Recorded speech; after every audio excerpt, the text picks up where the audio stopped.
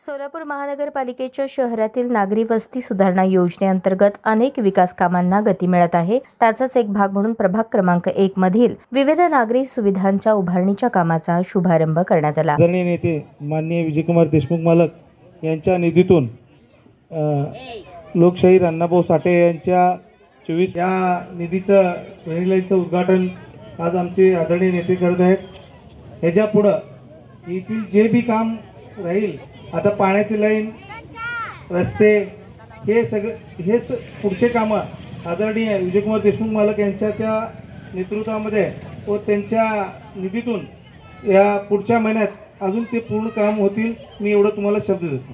या कार्यक्रमास आमदार विजयकुमार देशमुख आणि माजी नगरसेविका राजश्री कणके, भाजपचे युवा नेते संजय कणके यांच्या विशेष प्रयत्नातून या कामाची सुरुवात करण्यात आली। 1.5 कोटी रुपयांच्या निधीतून प्रभाग क्रमांक 1 मधील परिसरात ड्रेनेज लाईन टाकण्याचे आणि नागरी पायाभूत सुविधा दुरुस्तीचे काम हाती घेण्यात आले आहे।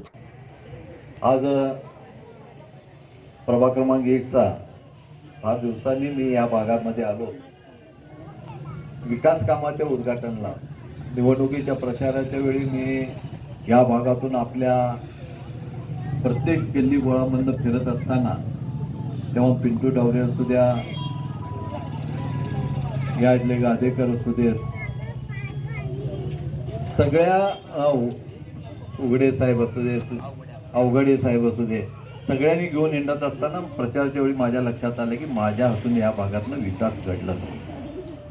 जे विकासाचे आपण निधी दिलं, ज्या विकास खरंच गरज आहे, ज्या मूलभूत सुविधा इथे असायला पाहिजे, पिण्याचं पाणी, रस्ते, ड्रेनेज लाईन ह्या असायला पाहिजे, ते फार कमी प्रमाणात झालं आणि निकृष्ट प्रमाणात झाल्यामुळं ते पूर्णपणे निकृष्ट असल्यामुळं पुन्हा एकदा करायची पाळी या भागातून आला। आणि मी त्यावेळी सगळ्यांना शब्द दिलो होतो की बाबा निवडणूक होऊ द्या, आपण लवकरात लवकर हे कामं मी पूर्ण करून देतो। आज या भागातील ड्रेनेजसाठी 1,44 लाख रुपये याची मंजुरी मिळालं आणि या कामाचंच आज माझ्या 4 दिवसाखाली पिण्याच्या पाण्याचंही पाईपलाईनसाठी जी निधी मिळाली त्याचंही उद्घाटन झालेलं आहे।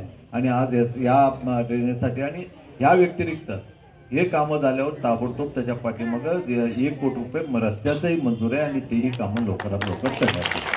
स्थानिक नागरिकांच्या सहकार्याने आणि लोकप्रतिनिधींच्या प्रयत्नातून सोलापूर शहरातील नागरी विकासाला नवी गती मिळत असल्याचे चित्र दिसत आहे।